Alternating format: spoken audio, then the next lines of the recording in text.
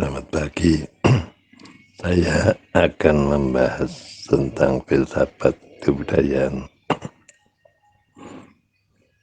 Pada zaman sekarang ini, kalau kita lihat banyak orang-orang terpelajar yang berpendidikan sudah tidak paham arti dari kebudayaan. Ya, bahkan ada yang menganggap bahwa budaya itu dihilangkan saja, kan sudah tidak penting. Nah, pemikiran ini muncul, pendapat semacam muncul karena kurangnya pelajaran kebudayaan di dalam sekolah, ya, baik itu di SD, SMP, SMA sampai perguruan tinggi. Di perguruan tinggi ada mata kuliah ilmu budaya dasar, tapi cuma 1 semester, sehingga pemahaman kalangan terpelajar tentang budaya itu menjadi sangat lemah. Kebudayaan dengan manusia itu sebenarnya seperti air dengan ikan. Ikan berenang di dalam air. Kalau airnya habis, kering, ikannya mati. Demikian juga manusia hidup dalam satu budaya. Manusianya tidak sadar bahwa dia hidup dalam suatu budaya, karena mereka tidak tahu bahwa ada unsur-unsur budaya. Kalau kita belajar antropologi, dikatakan ada 7 unsur budaya, yaitu sistem bahasa, sistem pemerintahan, sistem ekonomi, sistem penegakan hukum, sistem pemeliharaan kesehatan, sistem pergaulan dalam masyarakat, sistem kesenian dan olahraga. Itu semua adalah unsur-unsur kebudayaan. Jadi semua kegiatan manusia itu adalah masuk dalam kegiatan budaya. Tapi karena tidak memahami, lalu orang menganggap bahwa budaya itu barang-barang yang sudah kuno, candi, tari-tarian tradisional, museum, itu adalah ciri-ciri budaya. Jadi budaya yang masih hidup itu tidak dipahami. Nah, kalau suatu masyarakat sudah kehilangan budayanya, ya tentu saja masyarakat itu menjadi kacau. Di situ akan muncul banyak kejahatan, pelecehan seksual, perkosaan, begal, jambret, dan sebagainya. Jadi manusia sudah tidak mengenal lagi yang namanya peradaban, pergaulan yang benar, dan sebagainya. Gejala-gejala itu menunjukkan bahwa budaya itu sudah melemah. Nah, dalam filsafat kebudayaan dikatakan bahwa budaya itu ada 4 pendukung, 4 penyangga. Yaitu penyangga pertama adalah mitos, penyangga kedua logos, penyangga ketiga ethos, penyangga keempat yaitu pathos.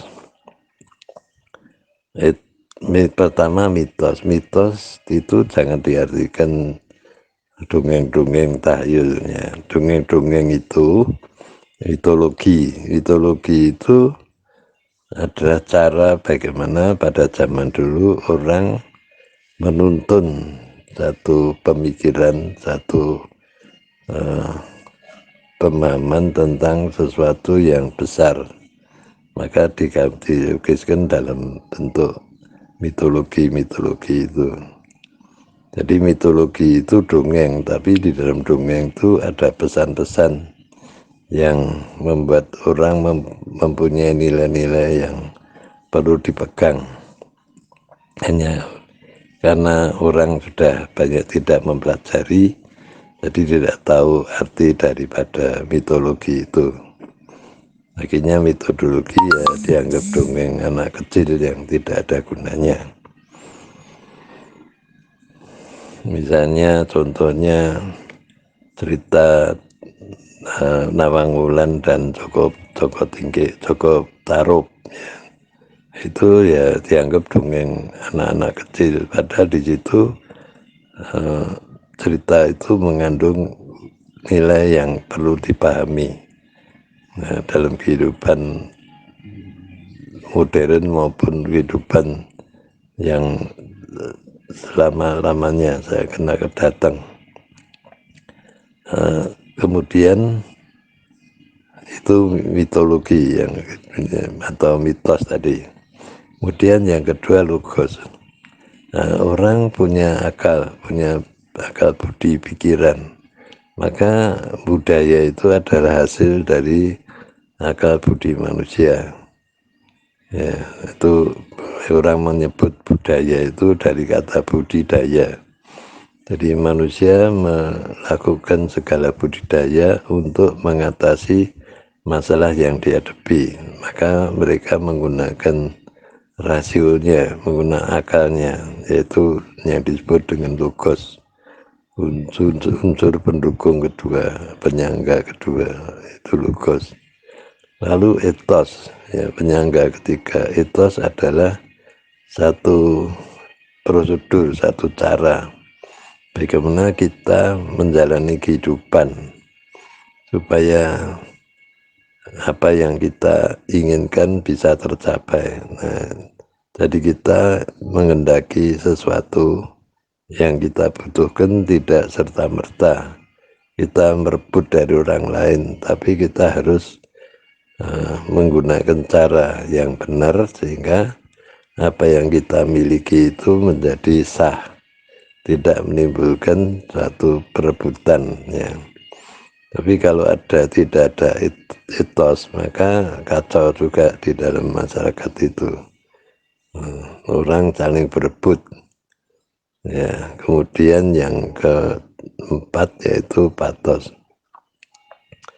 Patos itu adalah kekuatan yang tersembunyi karena penderitaan ya. Jadi suatu masyarakat itu pasti punya pengalaman yang membuat dia pengalaman penderitaan yang membuat dia timbul kekuatan ya. Karena orang yang tidak pernah merasa menderita tentu saja menjadi lemah. Oleh karena itu dengan orang yang pernah merasakan berbagai penderitaan, dia akan kuat ya, jiwanya digembleng. Itu adalah penyangga kebudayaan atau 4 pilar penyangga budaya. Di dalam masyarakat itu, budaya itu meliputi yaitu tadi bahasa, itu yang utama. Penggunaan bahasa itu sebagai bukti bahwa manusia itu berbudaya. Kemudian manusia atau negara itu punya sistem pemerintahan. Sistem pemerintahan itu juga tercermin dari budaya yang dimilikinya. Masyarakat memiliki budaya, maka masyarakat membuat satu sistem pemerintahan yang sesuai dengan budaya mereka, dengan nilai-nilai yang mereka junjung tinggi, yang mereka hormati. Kemudian sistem penegakan hukum juga sesuai dengan budaya. Misalnya di Indonesia tidak ada ya, orang korupsi dihukum mati ya, itu karena budayanya. Jadi kalau di negara lain seperti di Tiongkok ya, orang korupsi dihukum mati itu hal yang biasa ya. Itu semua adalah karena budayanya beda. Kemudian sistem penjagaan kesehatan itu juga berkaitan dengan budaya. di Jawa atau di Indonesia pada umumnya, di suku-suku di Dayak, di daerah Kalimantan, di seluruh Indonesia ini masing-masing suku itu punya sistem pengobatan tradisional ya. Bahkan banyak yang mereka di daerah itu banyak tanaman yang berkhasiat untuk penyembuhan penyakit dan itu dikembangkan.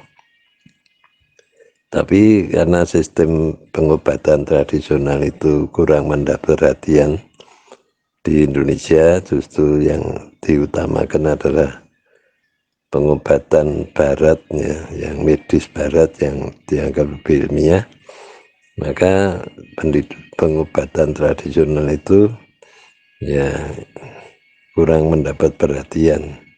Padahal itu menjadi satu potensi yang besar. Nah, contohnya banyak pabrik-pabrik jamu yang jamunya justru laku diekspor ya, dengan penghasilan yang menguntungkan sekali. Itu satu contoh. Jadi budaya kalau kita perhatikan maka masyarakat Indonesia itu kurang memahami budayanya sendiri, kurang perhatian terhadap budaya sendiri. Ya karena itu tadi dalam buku ekonomi saya pernah membaca di situ dikatakan bahwa ekonomi itu tidak ada hubungannya dengan budaya, karena ekonomi itu kaitannya dengan penawaran dan permintaan. Nah, dan saya dengar dalam seminar-seminar banyak ahli ekonomi yang mengatakan bahwa budaya itu tidak ada hubungannya dengan ekonomi. Padahal kalau kita perhatikan, justru budaya yang baik yang bisa mengelola ekonomi. Jadi budaya yang sehat yang baik itu bisa mengelola ekonomi sehingga ekonomi negara itu menjadi kuat. Ya, contohnya seperti Jepang, Tiongkok itu karena budayanya digerakkan. Bagaimana budaya itu bisa aktif dalam mengelola ekonomi, mengelola pemerintahan dan mengelola berbagai kehidupan termasuk kesehatan dan sebagainya. Jadi kalau ada masalah-masalah besar mudah untuk mengatasi karena budaya itu berdaya, betul-betul bisa mengatasi dengan budaya. Kedisiplinan berjalan ya. Orang lebih gampang untuk memahami masalah-masalah bersama dan mengatasinya secara bersama-sama. Itu yang perlu kita perhatikan dengan filsafat kebudayaan. Jadi filsafat kebudayaan itu menurut saya perlu diperhatikan ya, tidak harus di sekolah tapi perlu diperhatikan secara umum bagaimana lembaga-lembaga kebudayaan termasuk seperti di UNS Solo ada satu lembaga Javanologi yang bisa memperhatikan budaya Jawa ya, sehingga budaya Jawa itu bisa diberdayakan kembali menjadi satu kekuatan ya, modal bagi bangkitnya satu kehidupan masyarakat yang lebih baik, lebih sejahtera. Itu yang ingin saya sampaikan. Terima kasih.